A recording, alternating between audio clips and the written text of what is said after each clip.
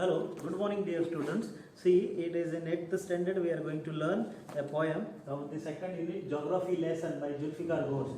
Okay, so it's a very simple poem.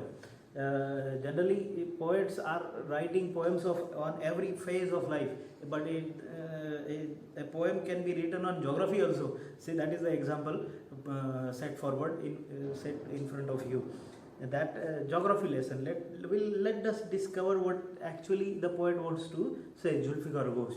Okay, by going through the poem. Geography lesson. When the jet sprang into the sky, it was clear why the city had developed the way it had, seeing its scale 6 inches to the mile. There seemed an inevitability about what on ground had looked haphazard, unplanned and without style when the jet sprang into the sky. See, he is in a jet, and when he is flying the jet, he is going over the city, and there he comes to know, it is very clear how the city and why the city has developed like this. Cities are developing geographically, right? So it is a part of geography. If there are rivers, cities, the humans are situated by some rivers mostly, where there is availability of the water. Okay, so people situated near the water resources mostly, and the cities which are having a river in it, they flourished. Where there is lack of water, there has been many problems in development of those cities. And see that seeing it scaled 6 inches to a mile. So when you are there up in the sky, a mile looks like 6 inches only. So he is at that height. A mile, a 1 kilometer area looks like 1 inch. Okay, 6 inches. So when the jet reached 10,000 feet, it was clear why the country had cities where the rivers ran. I told you. So when it went 10,000 feet, he might have been able to see many other cities also. Okay. As high you go, that you can find the civilization. Most of the civilization, even since the time of history, Mohenjo-daro and Harappa, these were the civilization based on the water resources, right? And they were well-planned cities near the water resource. It was clear why the country had cities where the rivers ran and why the valleys were populated. The logic of geography, that land and water attracted man, was clearly delineated, underlined. The valleys and the grounds with the rivers, that has attracted the civilization and cities grown beside it. When the jet reached the 10,000 feet, he come to know the second thing. First thing, he come to know how the city is developed. You might have seen most of the cities, if there is a river, the city, the villages or the civilization is found on the both side of the river, or one side of the river where there is availability of the water.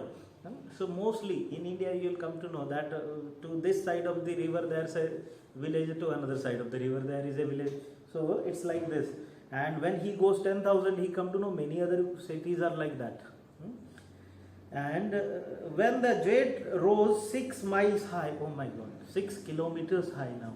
Okay, that means 60,000 feet. 60,000 feet. It was clear the earth was round. When he goes 6 kilometers, he might have seen the part of the earth, and that was round. It was clear the earth was round, and that it had more sea than land.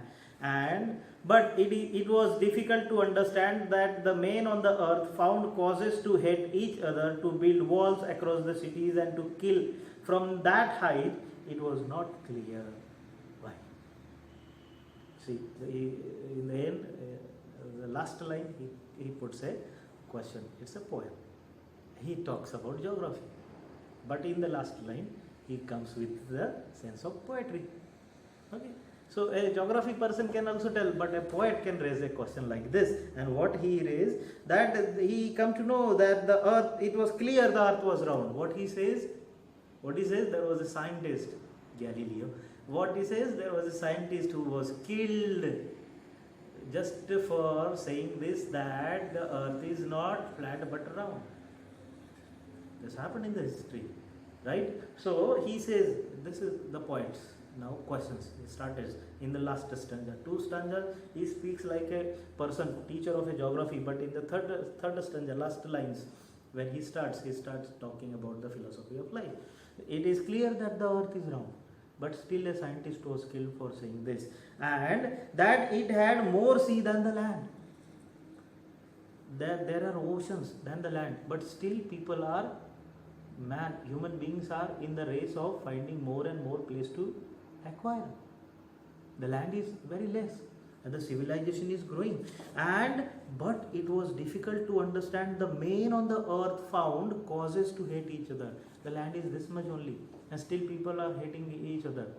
Already you don't have much that you can hate others. You know, a very rich fellow hates the poor ones, beggars. This may happen, but he is a rich fellow. But now here in the poets, what he says, the rich and the poor are living on the same small piece of land. They are nothing. When the jet goes 6 kilometers high, that land is so little, and where is the existence of a man then? And still people are hating each other. So he goes, a poet in the end, and makes the questions of the poet. To build walls across the cities and to kill. Across the cities means countries, and people hate each other and they are building walls and killing each other. Now the LAC, line of actual control, in India and China, line LOC, line of control in India and Pakistan. And there are many other disputes in many other countries, like America and China, China and Japan, Taiwan and China. So these disputes, why? Already the land is very little.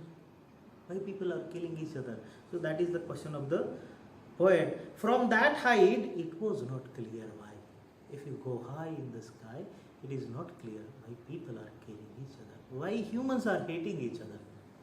This is not clear at that height. So this is the question of poet, and this is the talent of poet. That is, he talks about geography and goes into the philosophy. So it's a simple poem talking about geography, brings you with the philosophy of life and human being, what the human being shall do. Dear students, go through it. I'll send you the summary of the poem and the question answer and solutions of the poem. Thank you.